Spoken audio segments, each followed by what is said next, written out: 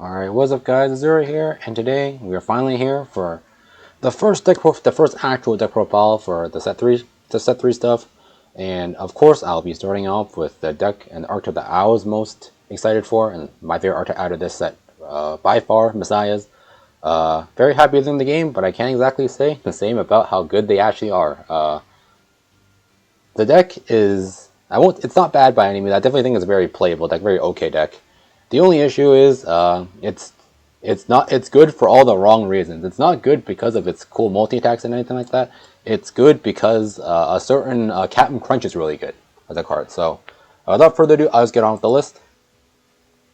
So just give it a sec. And first off, and here is the list. So my list is definitely a little more different than the average list. I'm definitely not playing a bunch of cards that other people are playing.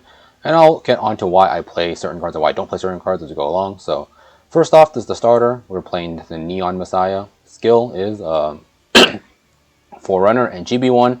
When this unit is unlocked, you can put it into Soul to search your deck for a grade 3 Messiah.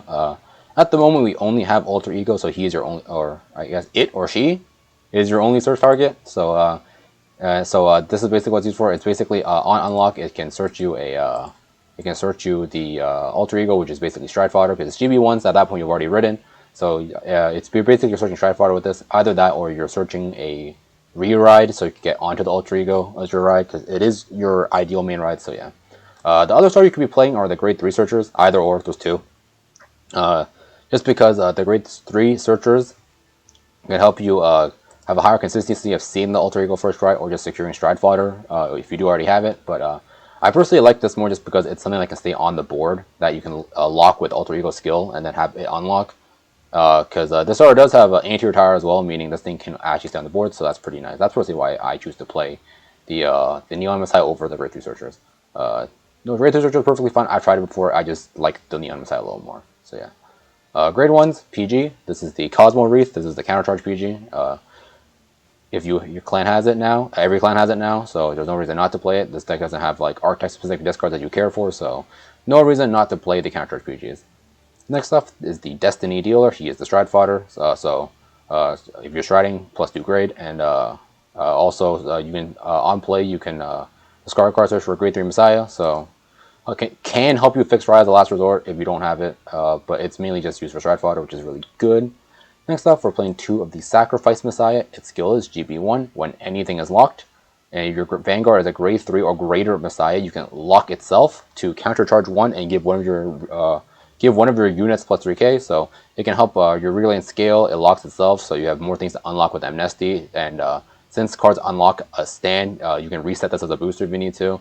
Countercharge is very good, but the reason we're only playing 2 of it is because I'm playing a small Colony Maker package, so I kind of do need space for the grade 1. So see here, I am playing 3 of the Lanthiums. This came on the very first set of Link Joker, when the first wave of Link Joker came out, but its skill is when your opponent's rear guard is locked, plus 3k, so the reason why I choose this over something like Palladium is that this card plus like a big crunch turn or just an arrestor turn can make this thing scale up to 20. Can make this plus any 9 can scale up to 22 or 21 or something like that. Regardless, it hits over defensive, which I super value.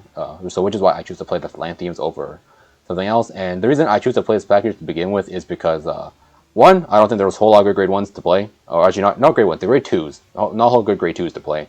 And 2, Colony Maker does help you fill your back row up, which this deck does want. This deck does want, ideally, to have a full back row. You want 2 rear boosters and a Vanguard booster to lock with the Alter Ego Stride bonus. So Colony Maker does help you fill your back row up, which is really nice, and which is why I think this package is worth running.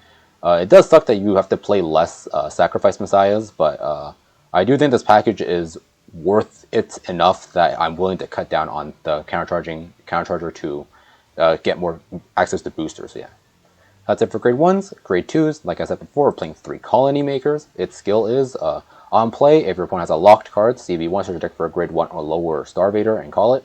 Anywhere doesn't have to be the same column like Tartu or anything like that. You can just call it. And since Alter Ego's Stride bonus just gets you 1 lock every time you stride, Colony Maker's skill is basically live the instant you stride. So this card is very good. Definitely not as dead as it used to be in like old Starvaders, because you either need Limit Break 4, CB2 with Photon, or Legion to get the lockdowns at your user. So She's a lot more live in this deck and say something like Starvader, so very, very nice, very, very nice.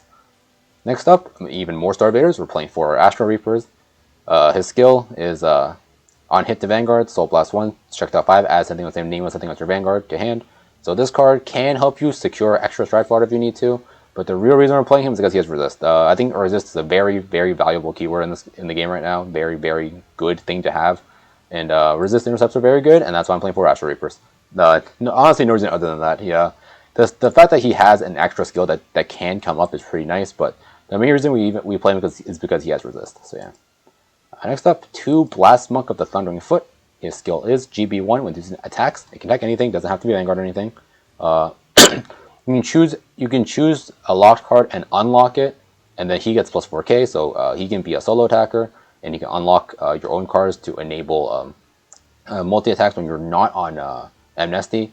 So for example, if you're in scenarios are very common where your opponent's at 5, and you alter ego to lock 1 intercept, and then use Big Crunch to lock the other column, so they have a full open. You can call down this plus an arrestor swing, and assuming you are on a alter ego as your heart, your Vanguard is still a Messiah, meaning arrestor can still lock itself. Blast Monk swing, skill, unlock the arrestor, and then that arrestor can now swing again into the Vanguard. So it gives you access to extra multi-attack plays when you're on Big Crunch. But he also acts as just a solo attacker, which is pretty good too. So I think this card serves pretty well just as 2 of. I do value the other grade 2s more, so that's why I play more of it. But I definitely think this is the best solo attacker in a build like this. And finally, we are playing 4 of the Arrestor Messiah, by far the most important grade 2 in the deck, and by far the best grade 2 in the deck. GB1, on play, if your Vanguard's like grade 3 or greater Messiah, he gets plus 2k, and the skill, when this unit attacks a Vanguard, after this unit attacks a Vanguard, you can lock itself to choose 1 card in either's player back row and lock it. So you can either lock their back row to stop them from having boosters. You can lock your own back row to reset your boosters for itself, so you can reset column. Very flexible card, very versatile card. Solo attack is pretty nice too, 11k. But yeah, this card is the only card that enables your mid-battle phase locking. So if you ever want to do any multi-attack shenanigans with this deck, you kind of have to have the Arrestor to enable it. So very important card, and that's why I said earlier when I said the multi-attacks aren't the prevalent thing about this deck, is because this deck cannot do any sort of like notable multi-attacks without the Arrestor. I know that the Arousal Messiah or the Waking Messiah exists, but I think that card is so bad because 1, it's a intercept that you want in the back row, meaning you're not intercepting with it. 2, it needs to live for multiple turns just to get actual value out of it. And 3, the optimal space behind it is behind the Vanguard, meaning once you lop it there behind the Vanguard, you just lost an intercept that you left there for no reason. So I don't think the Arrestor is a good use of your grade 2s, and I don't think that it does enough, or in my opinion, anything at all to warrant any slots in the deck. I think that card is terrible. I think it's bait. I think you should not be playing it at all whatsoever. It might get better in the future, but right now I think as long as you have 4 Big Crunch, stay away from Awakening Messiah. That card is just not good. And onwards to grade 3s. That's it for the grade 2s. Grade 3s. First off, we're playing 4 of the Alter Ego Messiah. His skill, heavily nerfed from TCG, but still a pretty solid card. Not amazing or anything, but definitely still playable. GB2, once per turn. In the TCG, it was not once per turn. Sucks that it's once per turn, but what can you do? Once per turn.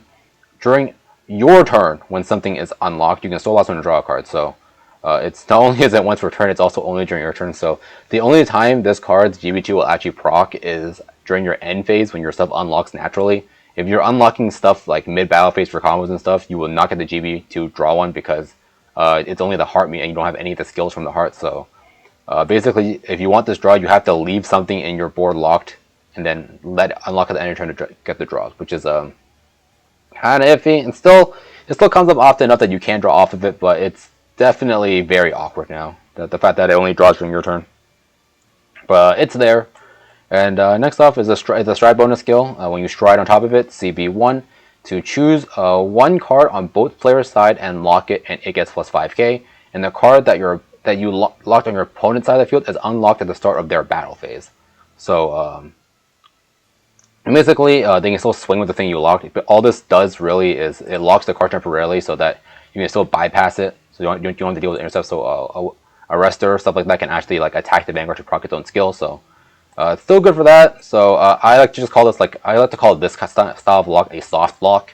And how I refer to this card is just you CV1 to do a gunner-esque skill, so kind of like the Desert Gunners in Narukami, where you just stun the intercept for a turn. We don't actually get rid of the card, but yeah, the stride bonus serves its purpose. It still locks a card, and if you ever catch your opponent with a non-intercept in the front row and they can't swap that card out mid-battle phase, you can just continuously lock that one non-intercept for the entire game and make it so they can never have an intercept in that slot until you're done locking it. So still pretty okay skill, and then still one on ride plus 3k. But yeah, definitely heavily nerfed from CG counterpart, but I think this card is still perfectly serviceable and definitely still your ideal main ride, even nerfed as is. So yeah, definitely your 4 of. Next off, other 4 of is the Chaos Breaker. So his skill in rate 4 at the start of your turn, if something was unlocked during your opponent's turn, so blast 1 to pop to retire, and if you retire, draw 1. So you have to retire to get the draw. Just something to note: if you lock something with anti-retire, you cannot get the draw for this.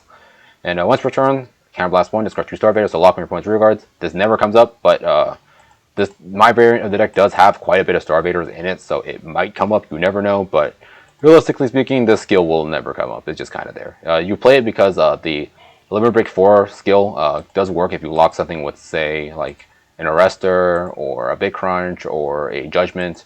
You can still get the draw, which is pretty cool. So yeah, 4 of this is your main backup ride, and then the 1 of, I'm just playing Dark Zodiac. He Legions with Astral Reaper, and this skill might as well not be here. I just like having grade 3s instead of like the grade 0 crits. You could definitely play like a grade 0 crit in this last slot instead, but I personally choose to play this just because I like the consistency of just having extra Stride Water in the deck. So yeah.